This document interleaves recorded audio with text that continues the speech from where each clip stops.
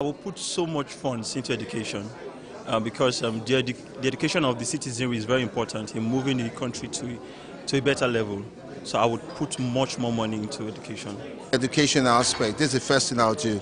I will find out what abilities people have inside them before I employ them and put them into school or give them a job. The first area I'm going to address, or the first section I'm going to address is the educational section, the educational space, because like what we all know, UNESCO came out that we have like over 20 million out of school children. So I'm going to come up with, I'm going to put policymakers in place that are going to decentralize educational activities in this country. So we're going to take education to meet people right at their doorstep where it's needed, like marketplaces, the almajiris, everywhere, even including the area boys, the area girls. We're going to take education to meet them because education is very, very important.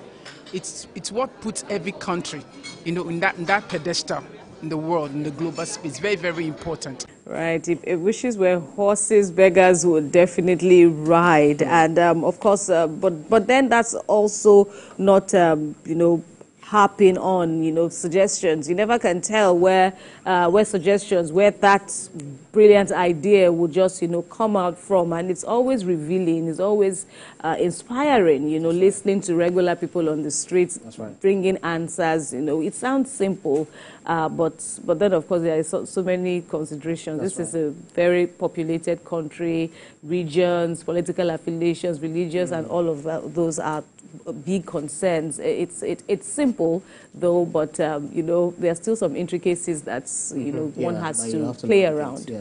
Yeah. So if I had the opportunity to be the president of this country, I will ensure that I kill corruption, in every way.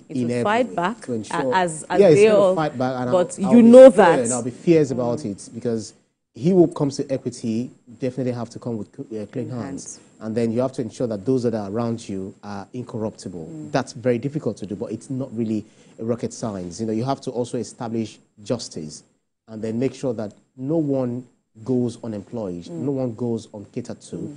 The national patrimony, the national resources that we have, you ensure that those who are not even employed are getting some things at the end of the month. I guess this is what this administration is also trying to do one way or the other.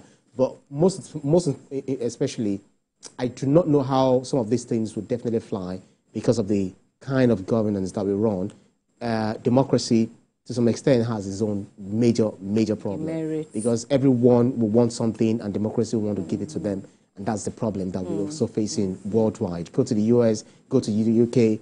Those who are saying, I want to identify as this, I want to identify as cats, and all of that. Some of those, I don't want to use the word in my head, but I'll just make sure some things do not just stand. But I think that's just the major task before any leader. Now, everyone knows, every leader that we have had, knows what is needed, but how do they go about it, and all of that. Like for me now, first thing is hunger, battling hunger, Absolutely. how to combat the global epidemic, beginning with Nigeria, beginning back home. Charity begins at home, after all, how to... The government wants to battle hunger. Remember, just that. Some of those trucks that were given, okay, share this... And then even from... ended up in some people's... Internally, even warehouses. within, having to also clean house. So how do you battle all of that? So it's all such a vexing issue right now, and we sure hope we get there as a country. That's our 7 on TVC Breakfast this Thursday. We thank you very much for watching.